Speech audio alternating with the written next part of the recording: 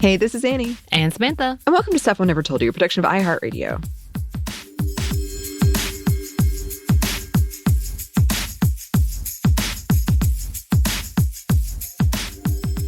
And I said me, decided to do another classic for our Feminist Movie Friday. And honestly, this is one of those movies I didn't realize was as old as it is. And It hurt my feelings a little bit when I figured it out. But alas, yes, we were talking about Lilo and Stitch, the Disney classic, which just turned 22 this year.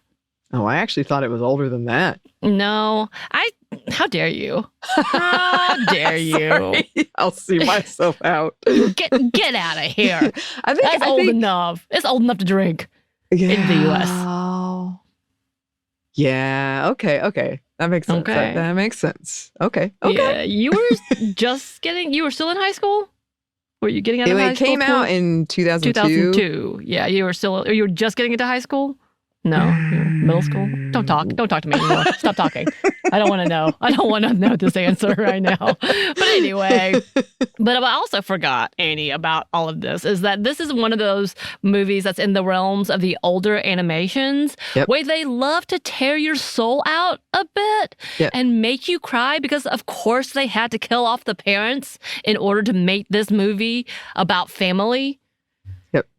I cried a few times. I broke because I completely forgot the depth of loneliness and deprivation for this little child that I was like, but why? Yeah. That Ohana means family every time. I'm like, no. People leave me. It's fine. I still remember them. I'm like, well, damn. Damn, Lilo. Damn. But anyway, so I cried a little bit. And again, how dare you, Disney? This is why I don't like it. This is why I don't like cartoons and animations. I really think this is where it comes from. Between this, the Bambi. Oh, yeah. Fox and the Hound. Land Before Time was not Disney, but it traumatized me greatly. Yes. All of those movies traumatized me, which is probably why I do hate, animations in general. I hate them, and I do not trust them. So I have trauma thanks to Disney and all of those animations. So screw all of you. But anyway, yes, you're welcome. My angry outburst about a children's movie. Yes. Anyway. Yes, Lilo and Stitch was released in 2002, but the idea of Stitch originated in 1985 as a children's book by creator, co-director, and co-writer Chris Sanders, who, along with Dean Dubois, did write and co-direct this specific one. They also did How to Train Your Dragon.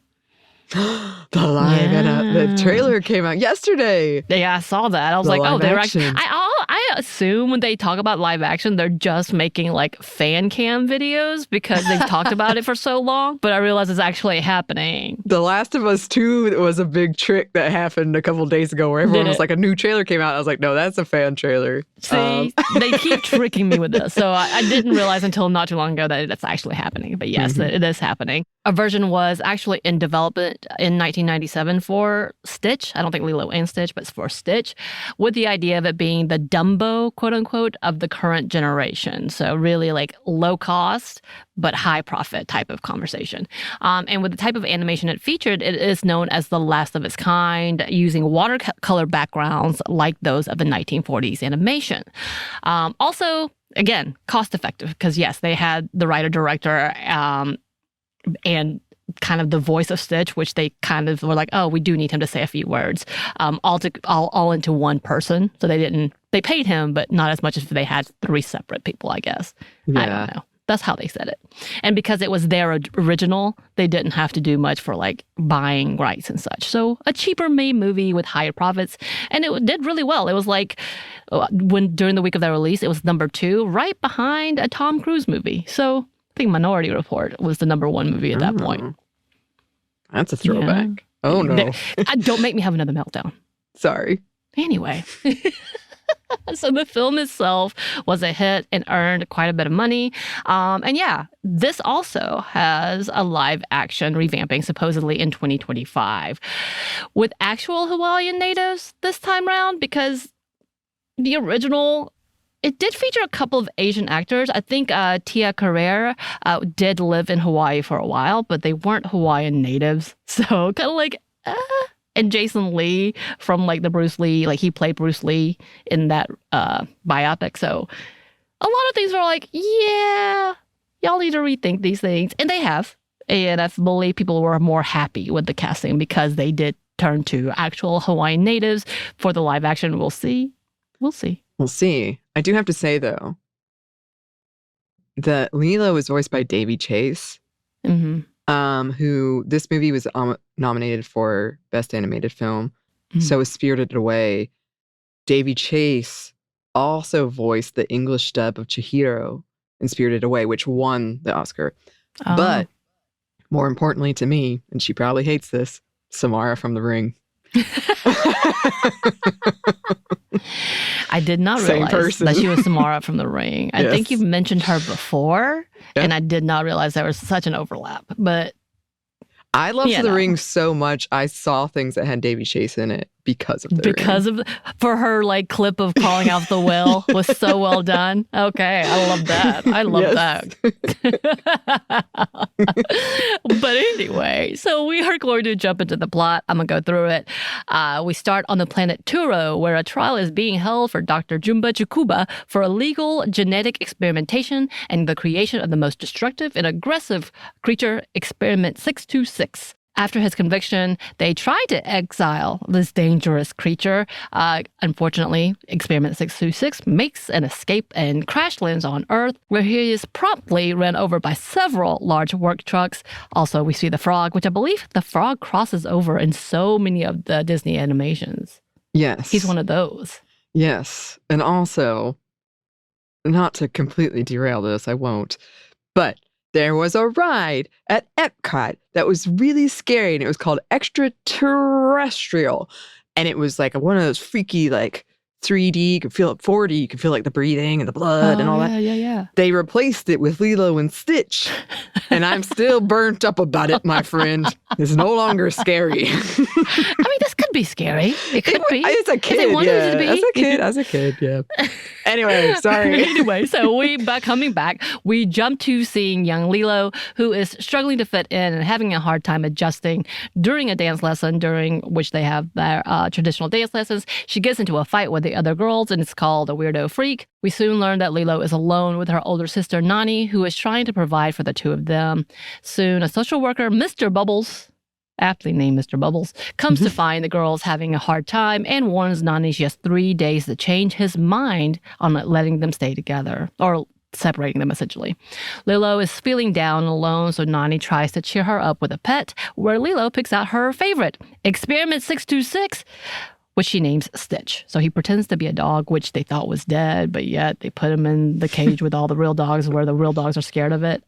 It seems kind of an odd way to do it, but hey, you know. She says that it used to be, what did she say, a collie? But then the reason it got ran over and it looks like this now. I think that was the explanation. Yeah. I loved it. Of course, Stitch is a hazard to the family and also the planet. So much so that the United Galactic Federation has sent Dr. Jumba and Pleakley, a worker for the Federation, to retrieve Experiment 626, now known as Stitch. Stitch continues his destructive ways. Anney has hard times in trying to find a new job after being fired due to an incident between Jumba, Pleakley, and Stitch, where a fabulous wig is in the mix. Of course, as all this is occurring, Mr. Bubbles is around. He seems to not have to do much, observing it all, disapproving, of course. Yeah. The pursuit in trying to capture Stitch is not going well for Jumba and Pleakley. However, they observe that Stitch seems to be changing from what he was originally created for. He was learning about family, or ohana, as Lilo tells him, which means family. They stick together. Yep. Insert me crying. Here he learns that Lilo has felt alone for a long time, especially after the death of her parents. She talks about being used to not forgetting those who leave her and tells him he can leave if he wants to, but he could also be a part of their small family. Again, more crying. She also tells him the story of the lost duckling and he was trying to find his family. More crying. Yep. He soon does realize he wants to be a part of the family, but by that time it's too late and he is captured by the other Federation employee, Gantu, who is a large shark. Yep. I believe he had to be carried over because there used to be a nemesis from a cartoon that he looked like. You know what I'm talking about? I didn't have time to look into this, but I actually think this movie is like multiverse before like multiverse was a thing. And it has a lot of crossovers with a bunch of other Disney movies or cartoons. I don't know if that's true, but I think that's the vibe it was giving me. Yeah, because he looked like the other. There's several like bad guys. I said Stretch Armstrong, and I don't know if that was a thing or if I made that up. That's a thing. I don't know enough about it. I know that's a thing, but I don't know if that shark creature was a thing. But anyway, if anybody knows, let me know because I was like, he looks like an already created bad guy. But anyway, moving on. Yes, he is there, and he is able to get Stitch, but he also takes Lilo. But Stitch is able to escape while Lilo is taken away to return to Turo. And everybody's just like, okay. All the while, Nani is looking for both Lilo and Stitch, who had run away after a tense fight scene, an encounter with Jumba and Pleakley, which destroyed their house and, of course, caused Mr. Bubbles to come and try to take Lilo away. She ran away, and this is how they got in that predicament. So at this point, Nani witnesses Lilo being taken away in the spacecraft and decides to force and enlist Jumba, Pleakley, and Stitch to help get Lilo back. Of course, Stitch was like, yes, Ohana. After an intense battle, they're able to get Lilo back, but when they return to the island, Stitch is immediately handcuffed by the Grand Councilwoman, who has arrived to handle the matter of the Experiment 626 herself. But it's during this time we find out that Mr. Bubbles was a former CIA agent who had met the councilwoman before and handled that whole situation. Mosquitoes. And after some discussion, Stitch is to remain exiled to Earth, and that Nani, Lilo, and Stitch were under the protection of the United Galactic Federation. Of course, in this whole time, David, the boyfriend, has been a big help. And a staple for the family. To clarify. Not at that point. Yeah. But about to be. Yes. And then we see them living happily ever after. Yeah, like rebuilding their house. Yes. Also, Pleakley and Jumba end up remaining there too, which is a whole thing. Yeah. And it was hugely successful, and there are sequels. It's featured in many video games. Yes. A lot of merchandise around Lilo and Stitch, for sure. Yeah, so the year after, 2003, they immediately did the sequel, of course, straight to video type of sequel. Have you seen it? No. Okay, me either. But yes, we know that they're very happy. They are great. I also forgot to mention Elvis is all throughout as well. Yeah. They all love Elvis. And this was kind of a unique point to the story, to the specific animation, because they hadn't really done that before, where they brought in popular music and incorporated it within. So, very interesting. I think their soundtrack was like it went up, it got like number one. Yeah. They were known for their soundtrack and ended up being like bringing new popularity to Elvis, as well as a lot of Hawaiian music, which, we have a lot of, I don't know that song. Hello, Hawaii. Yeah. The very popular Hawaiian song, which Elvis did do for a concert in Hawaii, like one of his biggest concerts to date. Like people watched it nationwide, internationally, actually. But that featured that song. So a lot of depth to that culture, as well as new takes, I guess, or revisits. There's a lot of revisits, whether it's the type of animation that they did or bringing back Elvis as for a new generation to listen to. Very, very nice.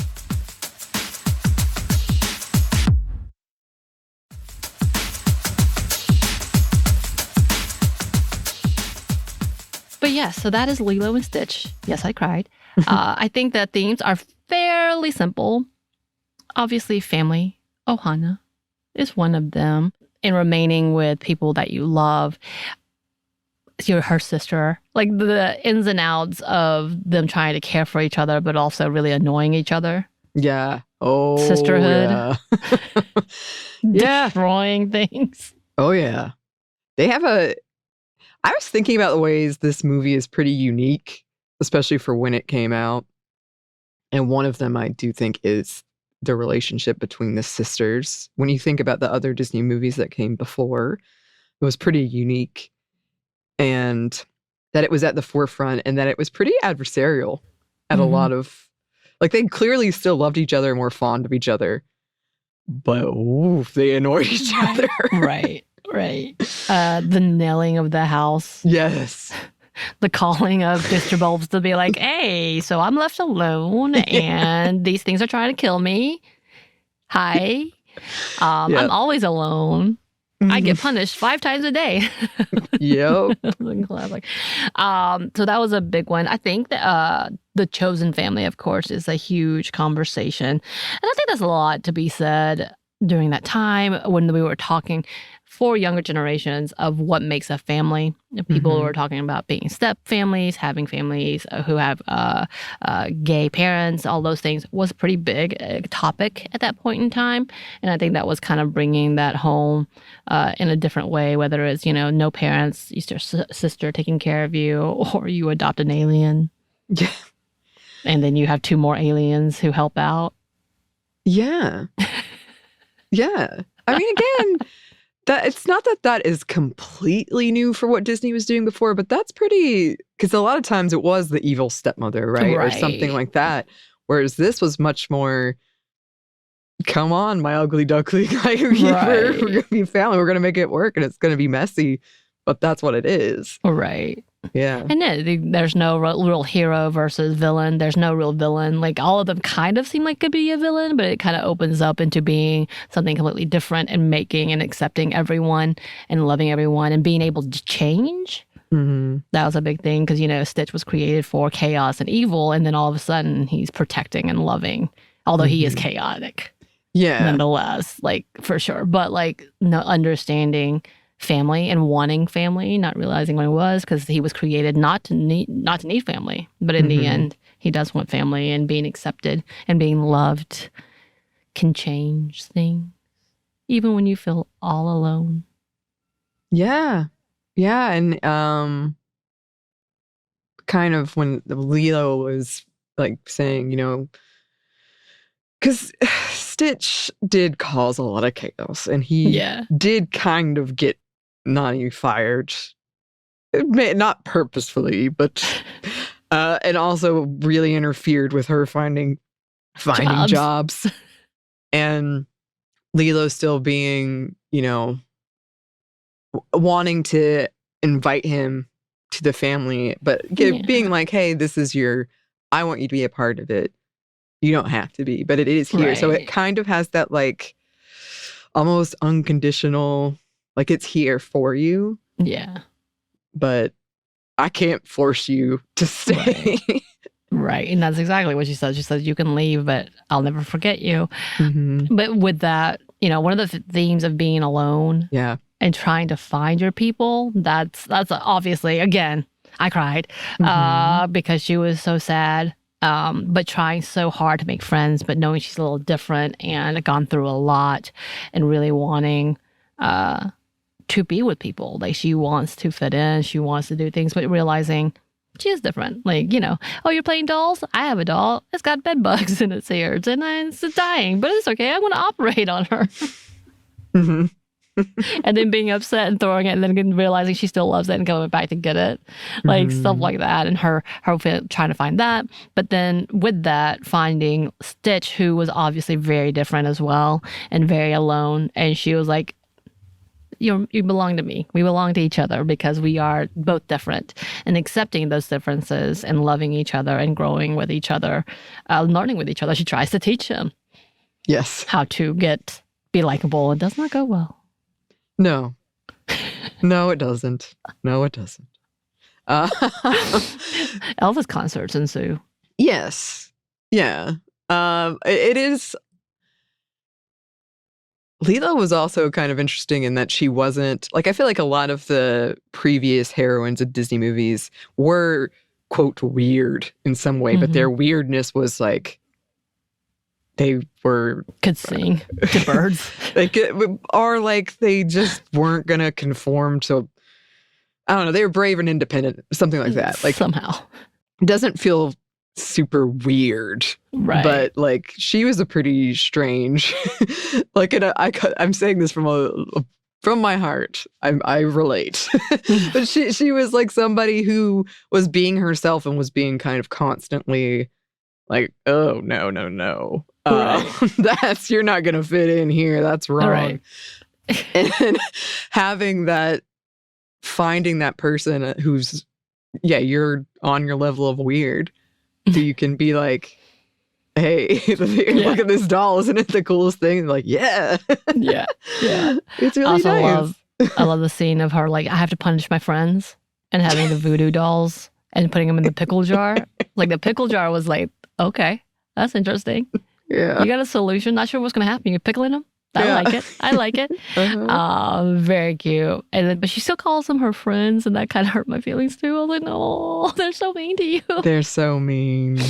I think she ends up getting accepted a little bit, but she just doesn't care as much towards the end. So it seems, as she's performing the luau and the dances. And of course, a big conversation of this is the Hawaiian native culture and the people and what that looks like. Kind of like they're not shying away from native people of Hawaii. And I love that.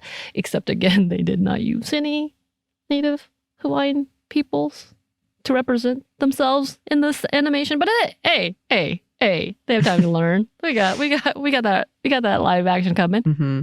But they don't shy away from that necessarily. They don't necessarily try to make it whitewashed so much in there. I found that refreshing for a Disney movie. Not having a white person being the center of it, it was very unusual. Or like a princess of sorts, which are dictated to be like either you're royalty and therefore you can be this person, or you're white. Yeah. Yeah, and I remember that being a big conversation when it came out. Mm-hmm.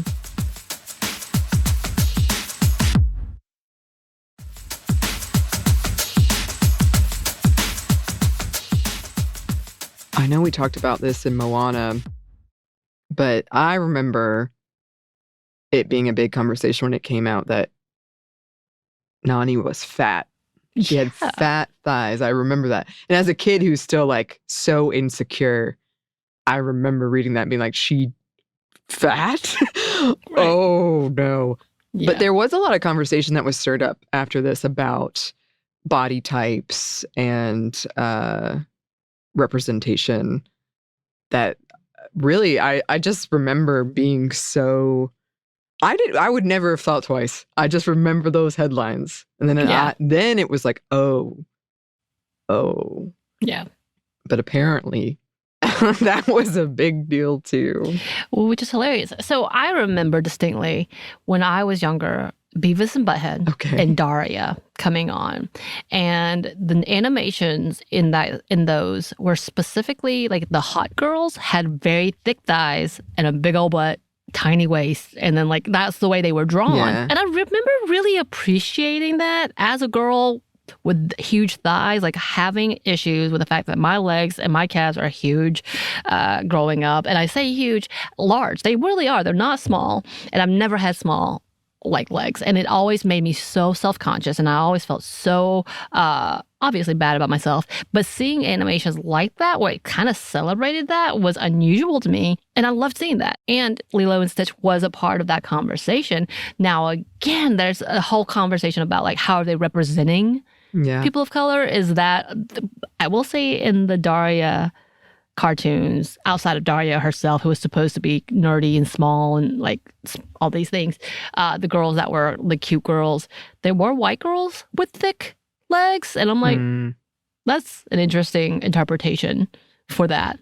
But then coming into seeing, Lilo and Stitch and them animated that way, like what was the purpose? What was the point? Is it just a choice that was made offhand, or was this a racist choice? Or was this trying to divert away from the standard and being like this, all these different body types can be the stars?